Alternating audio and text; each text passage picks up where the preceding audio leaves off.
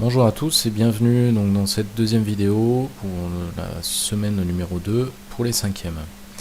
Alors déjà on va commencer par un petit rappel de la semaine dernière où on a parlé des trois états de la matière avec donc l'état solide où les molécules sont bien serrées les unes aux autres et où le solide a une forme propre, c'est-à-dire le glaçon tient tout seul sous une forme cubique par exemple.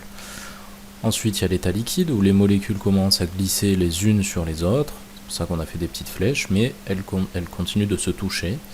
Et enfin, l'état gazeux où là, les molécules ne se touchent plus, elles vont tellement vite qu'elles se percutent les unes les autres. Elles vont très très vite, de partout, dans tout l'espace qu'elles peuvent occuper.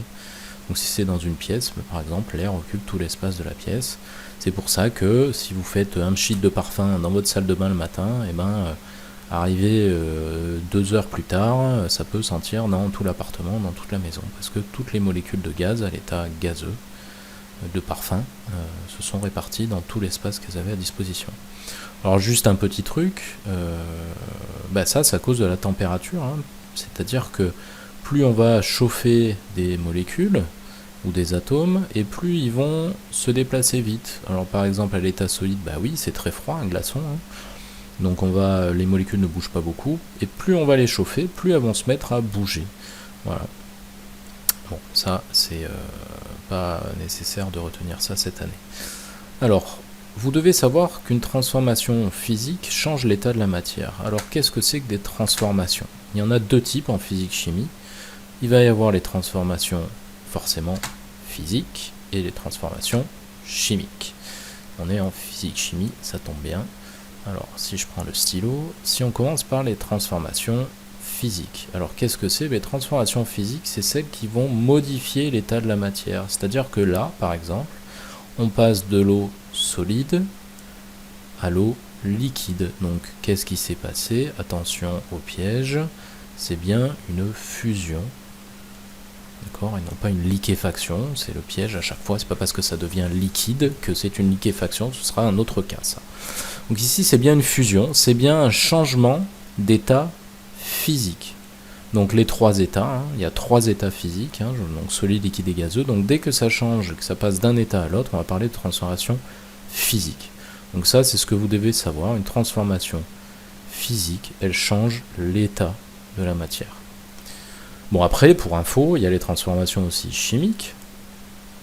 Alors là, je vous ai mis une fontaine de feu d'artifice, et donc c'est bien une transformation chimique, parce que les réactifs au départ, ils vont se transformer, donc dans une réaction chimique, on a des réactifs qui vont se transformer en produits à la fin par une réaction chimique. Donc ici, au départ, on a de la poudre noire avec du fer, par exemple. On allume, on met le feu, et du coup ça se transforme en plein de produits différents à la fin. Voilà, ce que c'est qu'une transformation chimique. On verra qu'on retrouvera les mêmes atomes au début et à la fin, mais pas arrangés de la même manière dans les molécules. Ça on le verra plus tard. Donc pour récapituler, toujours sur le même objectif, voici donc les trois états de la matière, l'état gazeux, l'état liquide et l'état solide. Donc nous, les seules choses cette année que vous devez retenir, c'est les trois états de la matière, et puis qu'une transformation donc physique change l'état de la matière. Alors là, vous avez les noms des transformations physiques. On en avait déjà vu quelques-uns, la fusion, la solidification. Je vais remettre le laser. Hop. Voilà, donc la solidification, la fusion, la vaporisation, la liquéfaction, et ceux-là on les avait pas vus, la sublimation, la condensation solide. Bon mais voilà, ça fait un triangle où les trois états passent d'un état à l'autre à chaque fois avec l'arrangement des molécules. Bon, voilà. Passons à la suite. Donc là, je vais vous renvoyer une expérience qu'on a eu le temps de faire en classe cette année, où on avait mesuré la masse pendant la fusion des glaçons. Rappelez-vous, on avait fait un tableau pendant 10 minutes, vous aviez lancé le chronomètre, et il fallait mesurer la masse à 0 minutes, à 5 minutes et à 10 minutes. Et ce dont on s'était aperçu, c'est que la glace, quand elle fond, d'accord, elle devient donc de l'eau liquide évidemment, et sa masse ne varie pas. Alors là, c'est bien beau, c'est bien propre, mais il peut y avoir des erreurs de mesure, donc des fois vous aviez trouvé 1 ou 2 grammes près, bon ça dépendait de la qualité des balances. Mais ce qu'il faut retenir, c'est que la masse ne varie pas, d'accord? La masse ne change pas pendant une transformation physique. Donc quand ça va passer de solide à liquide, la masse ne va pas changer a priori. Il n'y a pas de raison que toute cette quantité de matière ici, on ne la retrouve pas ici. D'accord? Surtout que le bouchon est fermé, donc il n'y a pas d'eau là qui a pu s'évaporer. Ça, c'est pas possible. C'est ce qu'on avait vu d'ailleurs, quand l'eau, si on avait fait bouillir de l'eau, et on avait vu qu'il y avait de la vapeur qui était partie, et du coup la masse avait diminué. Mais ça, c'est parce que on n'avait pas mis de bouchon, évidemment. Donc vous, ce que vous devez retenir, c'est que quand on change d'état, quand on passe donc de solide à liquide, de liquide à solide, de liquide à vapeur, mais à condition de bien mesurer la vapeur aussi, la masse de la vapeur, ça ne change pas. On doit retrouver le même nombre de molécules au début et à la fin. Voilà, ça disparaît pas, en chimie, rien ne se perd, rien ne se crée, tout se transforme. Monsieur Lavoisier qui l'a dit, qui était un grand chimiste. Et là c'est pareil, d'accord. Donc toutes les molécules qu'on a ici, on doit les retrouver à la fin. S'il en manque, c'est que soit elles sont parties dans les airs et du coup il aurait fallu les mesurer aussi, pouvoir les peser aussi, c'est pas tout le temps faisable. Mais voilà. Donc retenez bien ça.